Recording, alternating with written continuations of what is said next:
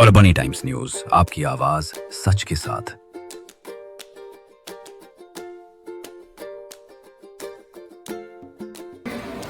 पालना बच्चों के वालदा वालिन से कह रहा हूं मैं कि बच्चों को तो जानवर भी पालते, अपने बच्चों को तो जानवर भी पालते हैं, लेकिन मैं मुस्लिम समाज से आज ये बात कर रहा हूँ कि अपने बच्चों को शेर की तरह ट्रेन कीजिए। ट्रेन जैसा शेर का बच्चा पैदा होता है तो शेर उसको क्या करता है, उसके गर्दन को पकड़कर उसको लिया कर एक गुफा में छुपा देता है कि शहर के जो जंगल में छोटे मोटे जानवर होते हैं उनकी नजर ना पड़े उनसे।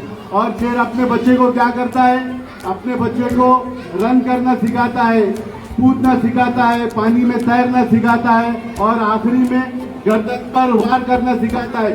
तो समय अपना बहुत अभी खराब से खराब चल रहा है, तो मुस्लिम समाज के बच्चों ने ज्यादा से ज्यादा उनके वालदा वालिद ने उनको ट्रेन करना चाहिए। मैं अपने बात को यहीं खत्म करता हूँ शेर के साथ कि जिंदगी दी है तो जीने का हुनर भी देना, पाँव बख्शे है तो तौफीक सफर भी देना, गुफ्तगू तूने ही सिखाई है मौला, अगली नस्लें ना भटके उन्हें घर भी देना। अल्लाह हाफिज, जय हिंद, जय भारत। शहर में जब फसादात होते थे तो रशीद साहब आगे निकल कर कौम और मिल्लत के लिए रास्ते पे खड़े रह जाते। तूफानों से आंख मिलाओ, किससे आंख मिलाओ, बोलो, तूफानों से आंख मिलाओ, सैलाबों पे वार करो, छोड़ो मल्लाओं का चक्कर, तैर के दरिया पार करो। एक बार सब मैं आवाज देता हूँ कि वापिस तक 2 मिनट के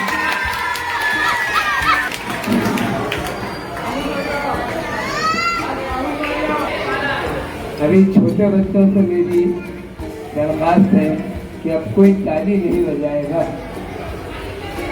अब प्रोग्राम आखिरी मरहले पे है और हमारे को बहुत संजीदगी से प्रोग्राम को सुनना भी है और आपके जो ये काफियाँ लाए हैं वो काफियाँ आपको हासिल भी करना है। आज के प्रोग्राम के मेहमान खुसूसी जहांगीर नकवी साहब, अबरार इलाही खान, अब्दुल्ला राज के भाई पाशा राज, जहीर राज, बातें आगे पड़ गई थी और उस वजह से हमने मिलत में तालीम से दूरी अख्तियार कर ली। ऐसे पीरियड में उनके जहन में वो बात आई कि ज़रूरत है इनकी माशरे को, माइनॉरिटीज़ को, उन्होंने ये जो कदम उठाया और कदम उठाने के बाद आज परभनी शहर में 470 का staff, 13 primary school, 6 high school, 3 junior college. अगर वो शख्स चाहते थे वहाँ तो यकीनन इतनी लग्जरी लाइफ गुजारते थे, महल बना के जीते थे, लेकिन उन्होंने ये सारी चीज उसको अहमियत नहीं दी, इनको अहमियत दी। अल्लाह अब बच्चों के मुंह से सिर्फ आमीन बोल के निकलेगा। एक मिनट, अभी नहीं, अब हम उनके मग़फ़िरत की दुआ कर रहे हैं। रशीद इंजीनियर साहब की उनकी यौम पैदाइश थी आज, लेकिन अल्लाह ने 6 साल पहले उनको इस दुनिया से उठा लिया।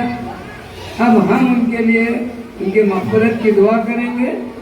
मैं अल्लाह उनकी मग़फ़िरत करे तो आपने बोलना आमीन। अल्लाह रशीद इंजीनियर साहब की मग़फ़िरत करे, अल्लाह उनकी मग़फ़िरत फरमाए। इतना कहते आज परभनी एजुकेशन सोसाइटी के बानी रशीद इंजीनियर साहब की यौम पैदाइश के मौके पर हमने हमारे पूरे साथियों के साथ जो 1ली से 5वीं तक के बच्चों में कापियाँ तकसीम किए हैं।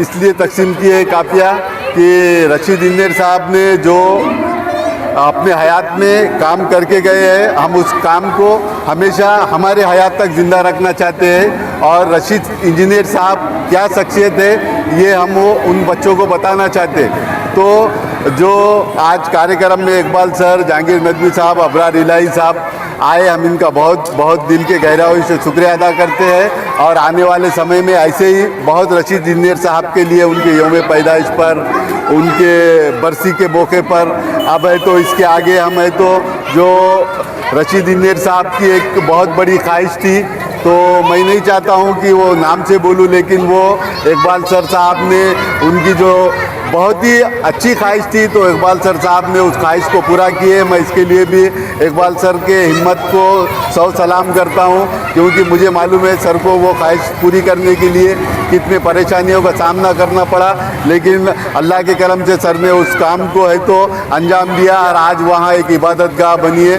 मैं इसलिए रशीद इंजीनियर साहब का भी और इकबाल सर का भी और उसके साथ बशीर साहब का भी तहे दिल से शुक्रिया अदा करता हूँ।